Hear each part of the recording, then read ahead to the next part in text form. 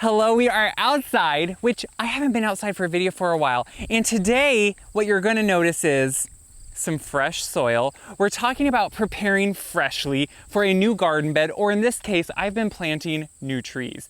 Now you're gonna see behind me new trees I've been planting. If you've been following along on my stories, my daily life, this has been taking up a large part of my life lately because it was a big project.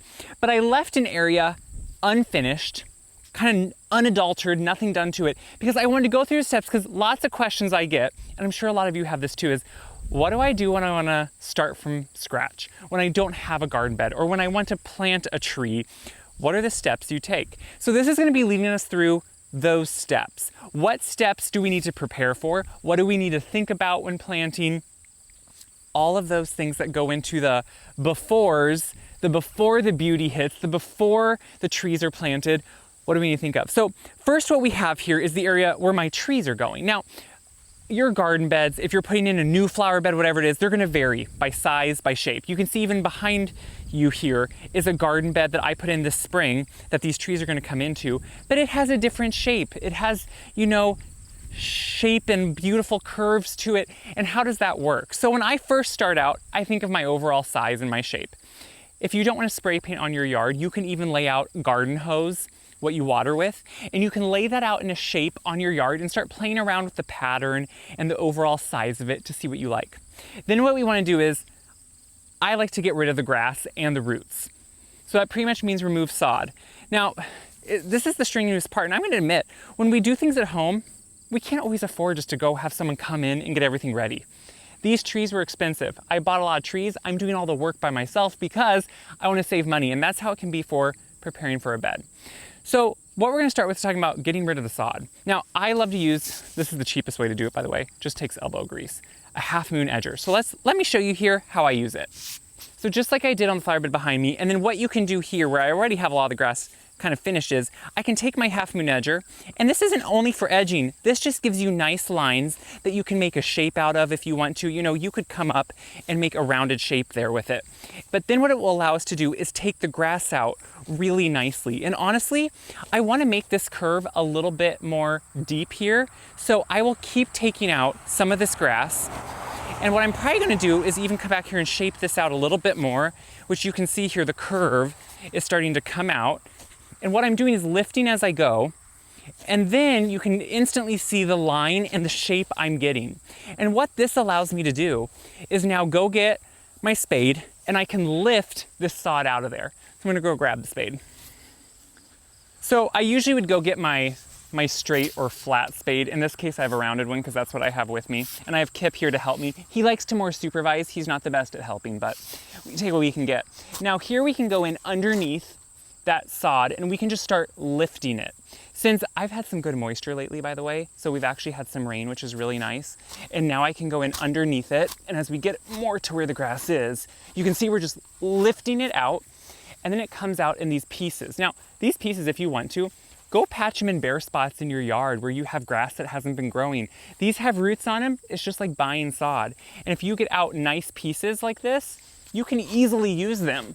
So here you can easily start shaping. See how that just comes out? Now you can go as thin, an inch, 2 inches, however deep or thin you want to. But this is how you first get the grass out when you want a flower bed. And that's gonna allow you to have this bare dirt, soil, it's soil, this bare soil that I have some beautiful Iowa black soil here.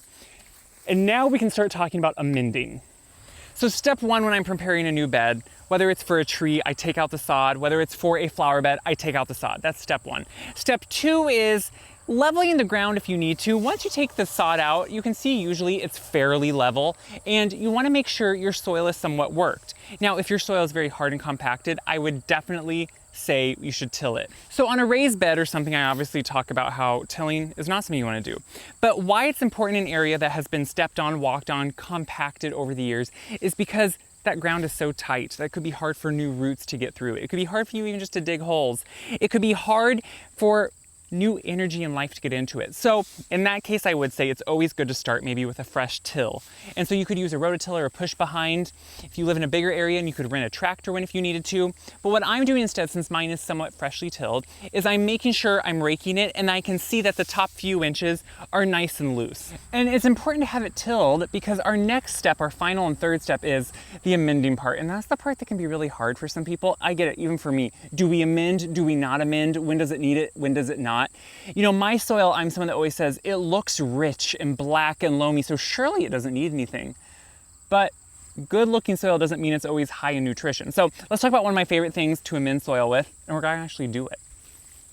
So when it comes to amending, I will always say, instead of synthetic fertilizers, instead of something that is just a fake chemical put in the soil, I will always add compost. Compost adds not necessarily fertilizer. It adds nutrients, macro, micronutrients, but also great healthy bacteria. So when I don't have enough of my own, I do compost. I use up a lot of my compost year to year. Even though I want a bigger pile all the time, I don't get it. So I choose an organic compost that's gonna be really healthy and good for the soil. And so what is great is, when it comes to good compost, how do you know if it's good? Well, I start with organic compost because you don't have to worry about fake things that are put into it. So when you open it up, do you see how nicely it is? It has a little bit of bark in it, a little bit of bulkier material. That's important with compost. That's what's gonna help it be slowly broken down over time into your soil. It also, guess what? A lot of people worry that compost is just either a manure or a byproduct that's gonna have a foul smell. Compost shouldn't have a foul smell. It should almost have a, if anything to me, a slightly sweet smell, which I know you're gonna say, Kaleb, it doesn't smell sweet. Yes, it does almost, and that's what you want. If it has a foul smell, or kind of sour, it means it's not fully composted and you shouldn't use it yet.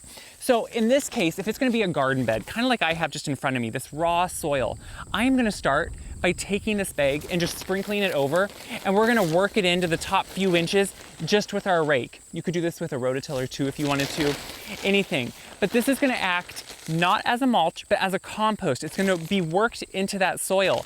And that's what's important here to realize is compost isn't something that has tons of like gross additives to it. It's a natural byproduct. And what it will do is naturally and slowly feed and build your soil. That's why even yearly, I will add compost to my soil. So if it's a garden bed, add compost. It slowly breaks down into the soil. It doesn't burn plants. It doesn't get too strong unless it's not fully composted. Again, that's really important. But what if you're just planting a tree? That can be really like, what do we do in that case? So I happen to have a hole here because I was able to actually use an auger for most of these holes, and I have one that's dug. So let's talk about that. So this tree is obviously large. It's a balled and burlap tree. I took the burlap off of it, the wire off of it. But when I want to amend with a tree planting, I will amend with the native soil and use up to about 50% of this. So I'll add my compost, and you can see at first it's like, well, it almost looks like a mulch. That's okay. We're gonna actually mix this in now with our native soil, which this is the native soil.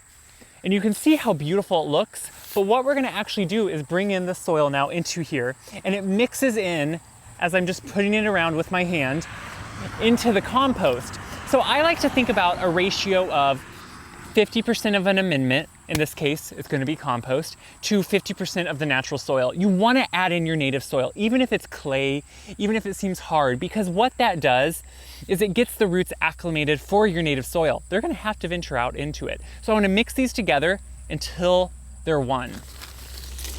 So as I rake the soil, mix the compost, that's what I do for a tree planting.